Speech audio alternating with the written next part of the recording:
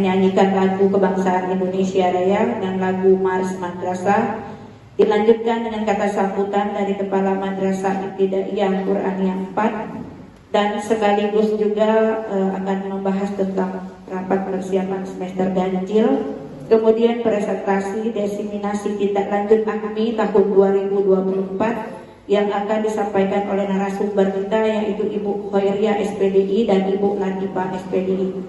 Selanjutnya yaitu tanya jawab, dan yang terakhir yaitu penutup. Baiklah ibu-ibu, untuk mengambil berkahnya acara kita pada siang hari ini, marilah acara ini kita buka dengan sama-sama membaca basmalah. Bismillahirrahmanirrahim. Indonesia, tanah airku, tanah tumpah darahku, di sanalah aku berdiri jadi pandu.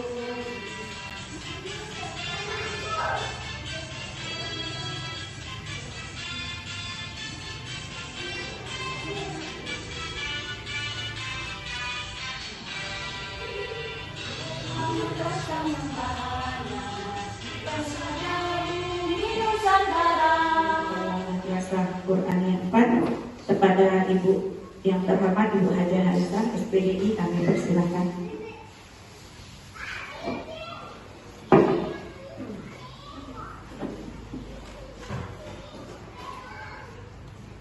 Assalamualaikum warahmatullahi wabarakatuh.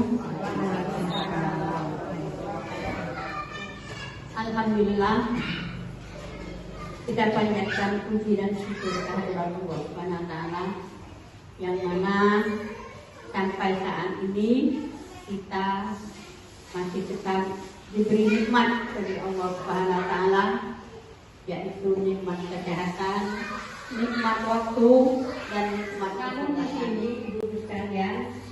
Memang sedikit agak mendadak kita rapat ini karena mungkin keadaan sikon kita yang membuat kita mendadak.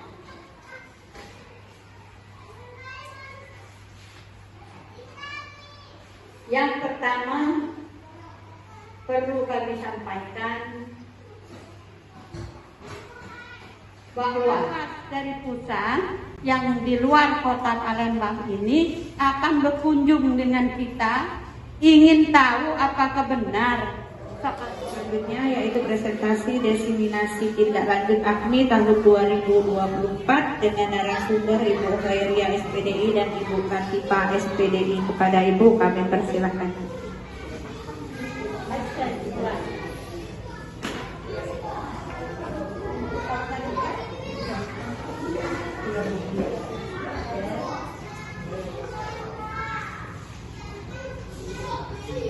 Assalamualaikum warahmatullahi wabarakatuh. Yang diperkenalkan sudah Bapak SPDI dan Dewan Guru sekalian. Kami mengikuti ikutan ini dari tanggal 28 Oktober sampai dengan tanggal 2 November. Jadi selama 1 minggu kami mengikuti di laman learning Bimtek itu kami saya mendapat nilai 90, Ibu Latifah mendapat nilai 85. Alhamdulillah. Tapi mudah-mudahan, tapi belum ternyata keseluruhan nilai pretest itu memang tidak masuk. Nilai kesehari, nilai tugas ditambah nilai hasil tugas kami itu dengan nilai kontes. Tapi kami masih mikir nilai kontes kami sama Bu Latifah ini di bawah rata-rata. SMA melaksanakan keseluruhan. Jadi kita tahun ini mendapat giliran untuk mengikuti AKMI. Setelah anak mengikuti AKMI kemarin, ya, ini diadakanlah Bimtek tindak lanjut untuk mengikuti AKMI ini. Jadi kami dengan Bu Latifah mengikuti AKMI tersebut. Dijelas sedikit ya perbedaan antara AKMI sama ANBK. Kalau AKMI ini memang kita dari Kemenang, kalau ANBK itu dari Dignas. Perbedaannya lagi, kalau AKMI ini anak peserta didik yang kita nilai, anak kelas 6, keseluruhan anak kelas 6. Misalnya anak kelas 6-nya 60 itu langsung diujikan. Beda dengan AMBK. Kalau AMBK seluruh yang dinilai, dari kepala madrasah mengisi survei lingkungan madrasah, guru-guru juga mengisi juga, jadi peserta didik. Ya itu perbedaannya. Kalau AKMI khusus peserta didik nilai anak kita satu persatu. Kalau rapor di AMBK tidak per anak, per individu beda, karena di AMBK nilai keseluruhan satuan pendidikan, karena kepala sekolah guru ikut ujian. Kalau AKMI ini peserta didik, jadi ada nilai per orang. Kalian bisa lihat di BIMTEK kemarin, saya mempresentasikan rapor AKMI kita. Rapor AKMI kita ini ya, rapor AKMI itu nanti Pak, kita langsung.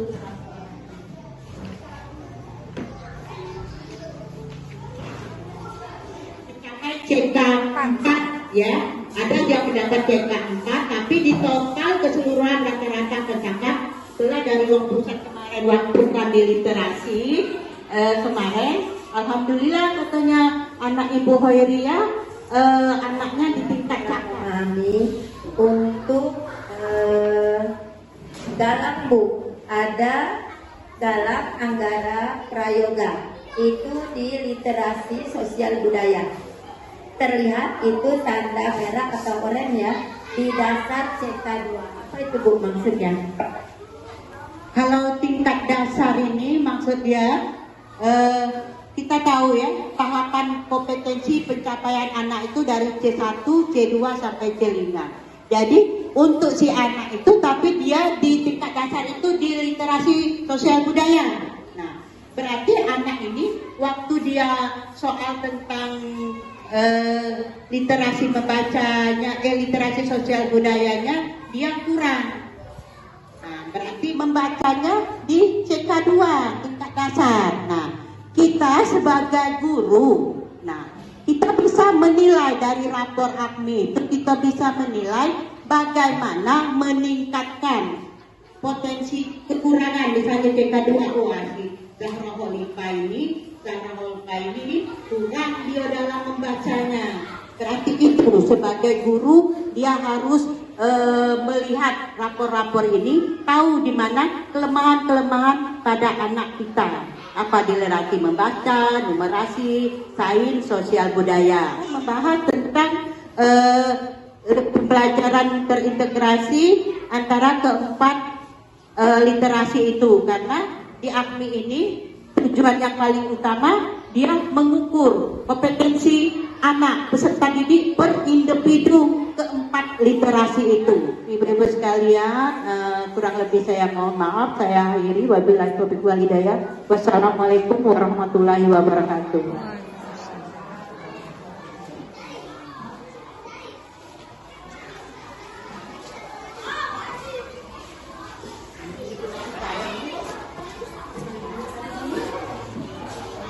Assalamualaikum warahmatullahi wabarakatuh. Alhamdulillah saya bisa berdiri di sini. Karena apa-apa sebenarnya saya ini tidak bisa apa-apa. Ada yang mengajari mungkin tidak bisa juga. Ini saya sebutkan bacakan saja mengenai rencana tindak lanjut diseminasi kemarin. Yang pertama yaitu mengenai pendahuluan. Jadi saya ini. Dari pembelajaran learning ini salah satu model pembelajaran yang melibatkan peserta atau anak didik.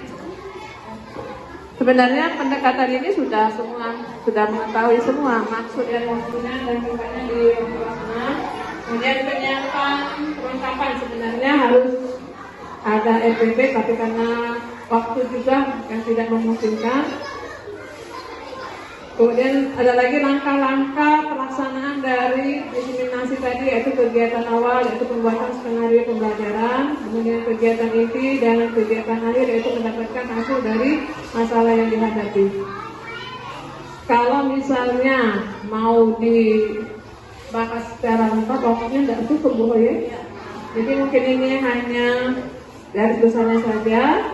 Dan kemudian penutup dari indikator keberhasilan itu dapat kita lihat dari anak tersebut apakah dalam pembelajaran PBA tadi dapat diambil dari yang kita praktekkan, kemudian dapat kita cari masalah. Nah, setiap tim itu tadi menyelesaikan masalah tersebut yang telah kita kasihkan, dan setiap tim juga kita dinilai. Berarti kita harus tahu bagaimana tim itu berkolaborasi dengan teman-temannya. Itulah salah satu nilai yang harus kita dapatkan dari pembelajaran PBL ini tadi.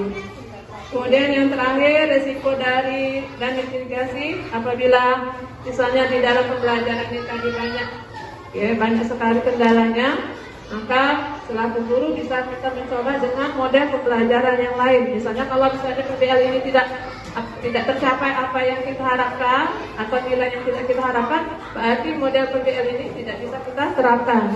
Tetapi mudah-mudahan baiklah ibu-ibu sekalian, demikianlah paparan yang sudah disampaikan oleh kedua narasumber tadi.